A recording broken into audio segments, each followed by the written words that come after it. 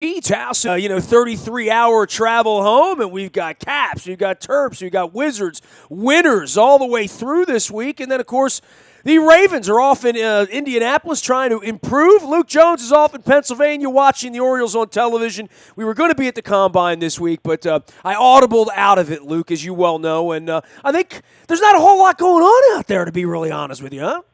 Well, I mean, with the Ravens, we're kind of in this holding pattern, waiting to see which players are going to be cut. There's certainly going to be some cap casualties here. And we can be predictive, right? But, I mean, until it's done, it's not done. Right.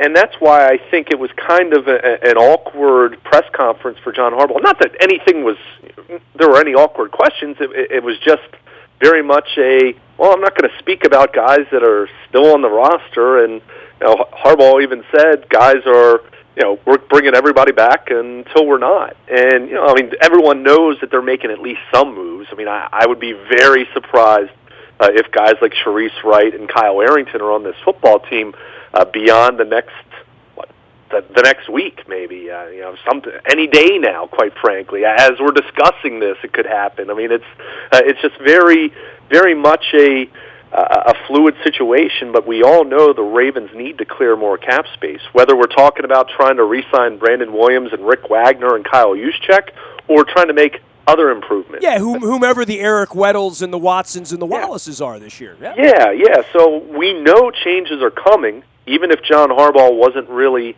compelled to discuss any changes that he knows are coming. But until it happens, you're kind of in this holding pattern. So it definitely wasn't an earth-shattering press conference by any means. I think probably the two biggest headlines. One, the franchise tag deadline has already come and passed. We knew that the Ravens weren't going to use that on anyone, but Harbaugh confirmed that Wednesday morning. And then the other interesting tidbit, and maybe not unexpected, but he did say that he wants Mike Wallace back next year, and made it sound like he's anticipating that. Again, does that mean the Ravens just pick up his 2017 option and that's that? Or are they trying to work out an extension that would lower his cap figure from $8 million to something a little bit more manageable? Be interesting to see how that plays out. I've written about it at WNST.net. Of all all the guys on that list of being potential cap casualties, I think Wallace is the one that's most difficult to replace right now, given the fact that Steve Smith is retired, given the fact that Kamar Aiken is likely to depart via free agency. No secret he was unhappy this past season with his role, and kind of feels compelled to maybe have a fresh start elsewhere, but who knows there. But beyond that, if you do cut Mike Wallace, you save $5.75 million in cap space, but then your most experienced wide receivers on the roster are Rashad Perriman, Chris Moore, and Michael Campanaro. I mean, that's not going to fly. And without having a purple crystal ball to see who exactly they're going to add, whether it's free agents or players in the draft, I think losing Wallace would be a little bit too much of a risk, given that they already need to address the wide receiver position. But everyone else on that list, the guys, Ladarius Webb, Jeremy Zuta, Dennis Pitta, I mean... The Webb situation's the most interesting to me to discuss because... the number's wrong, right? I mean, can he play? Do you want him? Yes, and all that. But would he be more valuable on the street? And that's what you have to ask about whomever your sort of quote-unquote over-the-hill guys are. I mean, Matt Burke was an over-the-hill guy in Minnesota until he wasn't here, right? And Elvis Dumervil, they couldn't figure it out in Denver. He's been fine here. I would say the same thing about Eric Weddle, getting shoved out the side door by the former San Diego Chargers. For the Ravens right now, though, it's those type of decisions that last year we were sitting here scratching our head. This year we're scratching our head a little bit more, I think. Yeah, well, I think it really comes down to looking at this roster and seeing the age that they have. And there's no doubt about it. This team has a number of veterans that are on the wrong side of 30 that are making good money. And at this point, you have to be fair and say they have limited upside. It's tough to expect some of those names we mentioned to be even as good as they were in 2016, let alone hoping that they're better because, this team went 8-8 last year and needs to get better. So you ask the question, do you continue to go down the same road with some of these veterans who probably aren't getting any better, probably aren't staying the same even in some cases, but you're still paying them to be a big-time commodity. And then on the flip side, when you're talking about this conversation as far as, okay, let's say Dennis Pitta, for example. Let's say in a perfect world you'd like to bring him back, but you certainly would like to bring him back at a cheaper number. Well, the NFL just set its salary cap at $167 million, up another $12 million from last year. So there's money to be spent. And if you look, the Ravens are right now, before making any cuts, before tendering restricted free agents, before tendering exclusive rights guys, they're in the vicinity of about $14 million in cap space. A lot of that's going to be eaten up just by keeping those exclusive rights guys and some of their restricted free agents. So they have to clear space, but if you look around the league, there are an abundance of teams that have $20, $30 million cap space, even more than that. So, I mean, it's tough from the Ravens standpoint to say, all right, Dennis Pitta, we'd like you to take less money, or Ladarius Webb, we'd like you to take less money, or Jeremy Zuda, we'll keep you around for another year if you want to pay for or play for half of what your contract says. Well, these guys see how much cap space is going to be out there around the league, and knowing that when you have a higher cap, what happens? Salaries go up. So I think it's far more difficult to get some of these guys to take a pay cut unless they're just that inclined to want to stay with the Ravens, and if that's the case, great, but I think that's why perhaps we haven't seen moves to this point. I mean, the Ravens, in past years, they've typically made some of their cap-related moves right at the end of February. Now, this year's a little different. Keep in mind, the Combine's a week later. Yeah, everything moved back, right, yeah. Right. So I don't know how much that might have to do with it, but you do get the sense because even the easy decisions, that we all perceive it to be, Kyle Arrington, Kendrick Lewis, Sharice Wright. I mean, I don't think you'll find anyone that's predicting any of those three individuals to be back at this point. Who knows? That's just speculation, but that's the general consensus. But even those individuals, as we turn the calendar to March, were still on the roster. So you wonder, are the Ravens trying to use some pressure to try to keep a couple guys at cheaper rates? Are they, is it out there for, let's say, 4 or 5 of these guys to perhaps stay, but they're the first 2 to take a pay cut are going to be the ones who stay, and the others are going to be let go? I don't know, but we're certainly, we're a week out, less than a week out from free agency at this point. When you count the negotiating window, that it's time to make some decisions, time to cut some fat, and put yourself in position to not necessarily make a big splash in free agency, but I think given the number of needs that this football team has, you'd like to see them be able to bring in at least a couple pieces in free agency as they get into the draft then in late April. He is Luke Jones. You can reach him, Baltimore Luke, out on Twitter. And, of course, the WNST text service will keep you abreast of all of this stuff as it happens. I think we're all sitting around wondering when the magic moment is, though, right? Because it's probably all going to come at the same time. I don't think they're going to leak these things out one at a time. There's no reason for the slow drip and all of that. But, free agency beckons next week, right?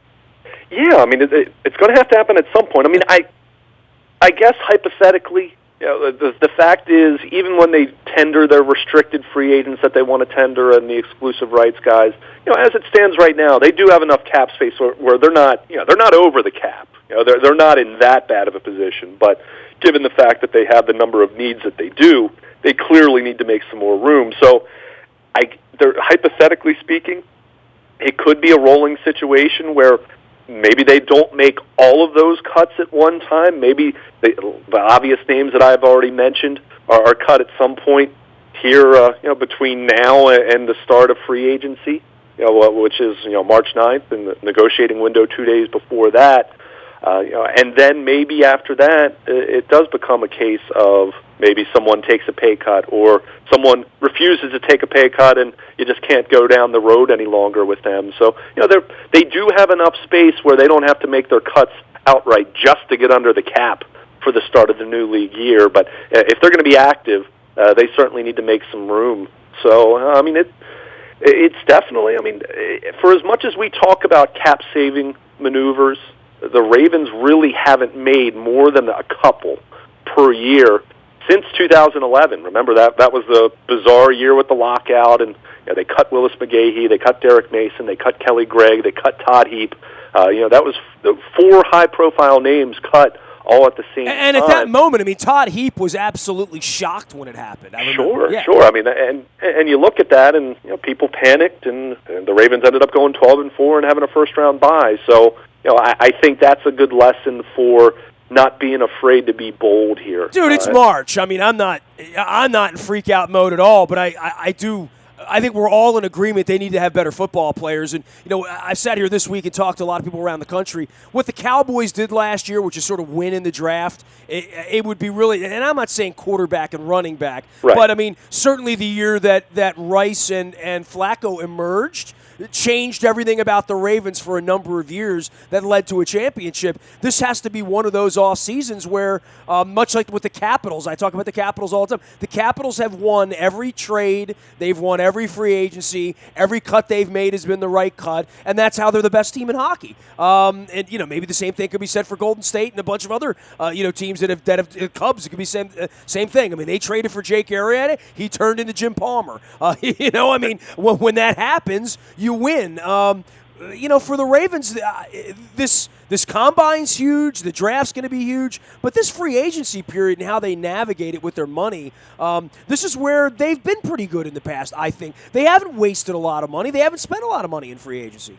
Well, I mean, they've made some good free agent additions, certainly. I mean, Eric Weddle this past year, Mike Wallace, those have worked out. But the second point you made there, they haven't spent a lot of money. I think sometimes you look at some of the free agent deals that they've made since Super Bowl 47, and I think we all agree that the standard, was so high for so long, and that standard hasn't really been met with near the level of consistency since Super Bowl. Because you don't have Ray Lewis and Ed Reed, but let's start with that. Right, and that goes, but that goes back to what you said about the 2008 draft. You used a specific word. It changed things. The Ravens are looking for guys that change things. At this point, we've talked about whether you want to call it playmakers, game changers, special players, Pro Bowlers.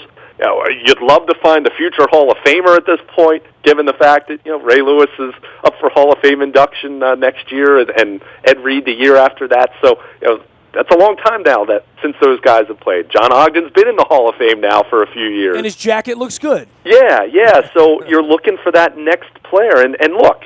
You're not going to find a Hall of Famer every year, and that's one thing that I've kind of talked about. The Ravens were so good with the draft, even so lucky with the draft for the first 10, 11, 12 years of their existence that perhaps there was going to be a market correction. Perhaps there was going to be some bad luck involved.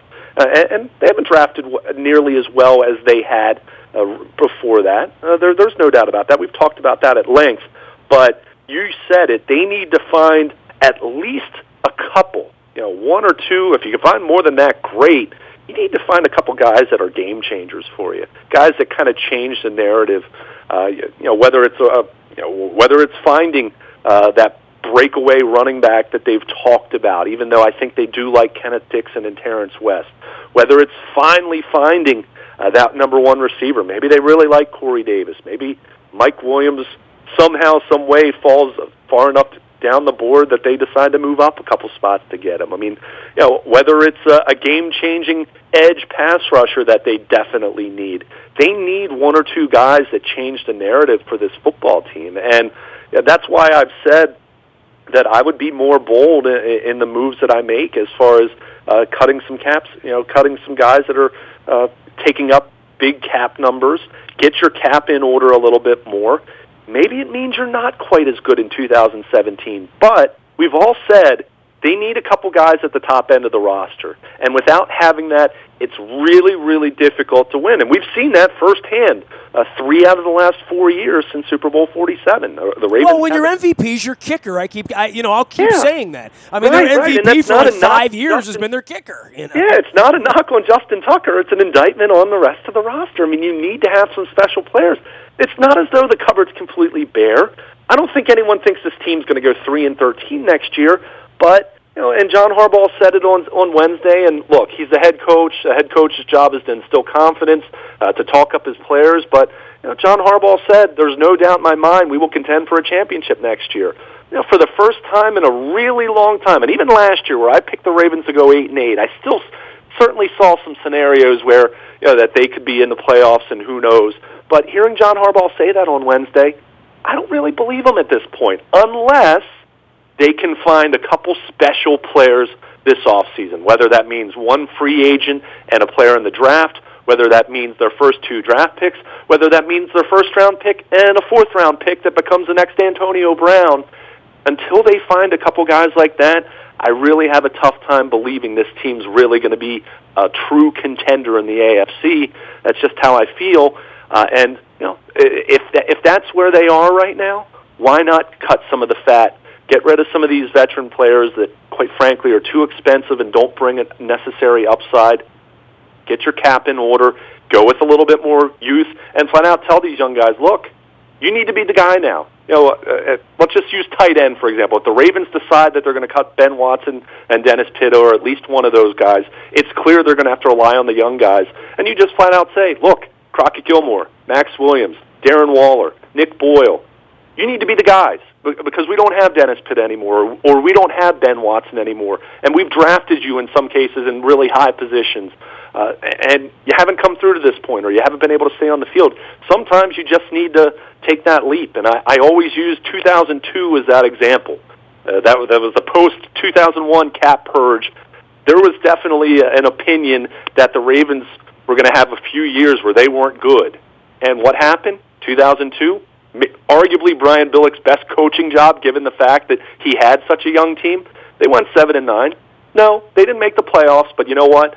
They found some young pieces in addition to the core that they already had, and they were right back to winning a division the following year. So I'm not so sure that's not the route that the Ravens should take. Should be taking at this point to get themselves in better position from a cap standpoint, to identify more young players that are going to be a part of the next championship roster. And whether that means they make the playoffs in 2017 or not, that's not my... if I'm Steve Bisciotti, I'm telling Ozzie Newsome and John Harbaugh that, look, yeah, I want to make the playoffs next year, but I want us to win a championship more than that sometime here soon. And if you think making more changes this offseason, and maybe there are a few more struggles in 2017 than we'd like, but if that puts us in better position to win a championship while Joe Flacco's still our quarterback, then let's go ahead and do that. But that's up to Steve Bisciotti, and that's clearly a message that needs to be delivered, because otherwise